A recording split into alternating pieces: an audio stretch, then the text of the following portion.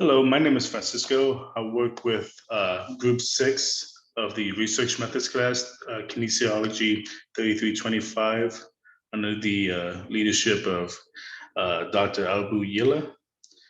Thank you very much, sir. So Group 6, we were working on our project, the effects of core training versus the lower extremity training on mobility of amputees, specifically amputees who are in the armed forces. The purpose of the study was to compare the core strengthening exercise and the lower extremity strengthening exercise to see which one should be prioritized during rehabilitation for these subjects.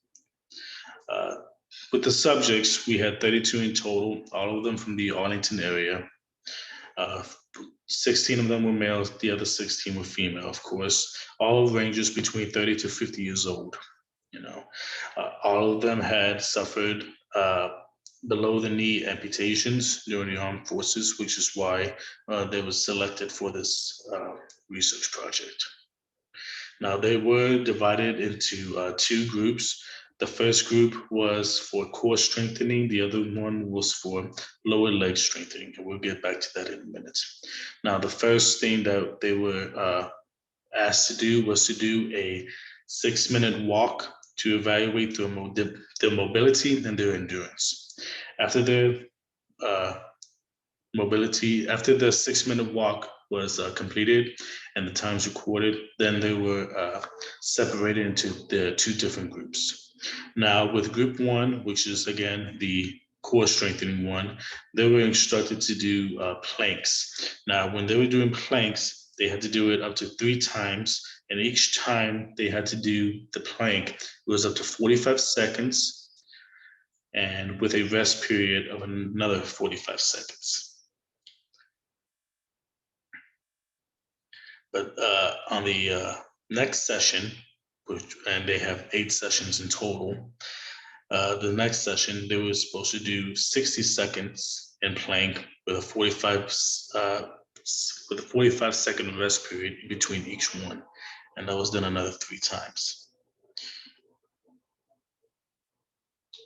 Now, with these 8 sessions, they were supposed to be doing it 15 seconds longer than the previous one, but still have 45 seconds as a rest period. So up to 8 sessions, they were supposed to do it 15 seconds more than the previous one. That is the same thing for the second group, which was supposed to be doing step-ups, which was the lower leg exercises that they were instructed to do. Again, they were supposed to do it 45 seconds the first time with a 45-second rest period in between each session.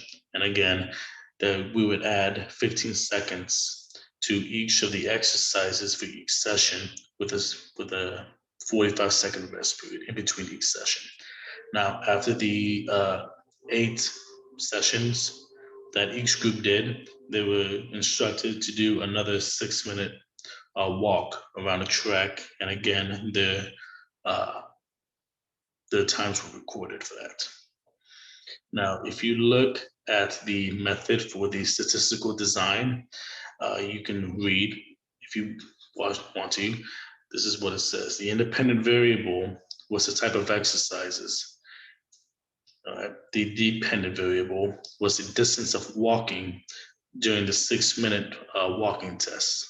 The alpha level was 0.05 to test the significance between group measure ANOVA was evaluated using the SPSS 27.0.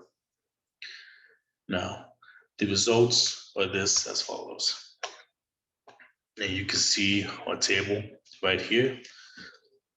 For the ages, between 30 to 50 years old, the mean age was 40.47. The height was 175.269 centimeters, and the weight was 79.059 kilograms.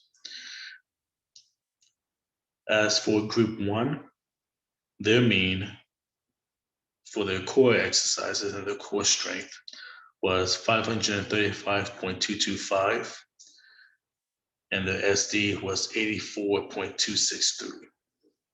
For group 2, for the lower extremity exercises, which is again the step up, their mean was 589.650, and the SD was 88.294. Now, if you go to the results, continued right over here, you'll see that with the SPSS 27.0 use, that was used to analyze all of the data that was collected for these 32 participants. The statistical value, F, was 130, which equals 3.182, and the p-value was 0.085. Because the p-value was actually greater than the set alpha level, the null hypothesis was accepted. There is no significant difference between the mobility when comparing the core strengthening exercises to the lower strengthening exercises. You know, and for this, we go down here to our conclusion. Again, as I said before, in the results, there was no significant difference between the core exercises and the lower leg strengthening exercises. All right. The only thing that it did prove was that it was equally effective in improving the mobility of amputees. With future studies, though, we would recommend conducting a longer study in order to observe the long-term benefits, as well as observing other core and lower extremity exercises to see what is more beneficial.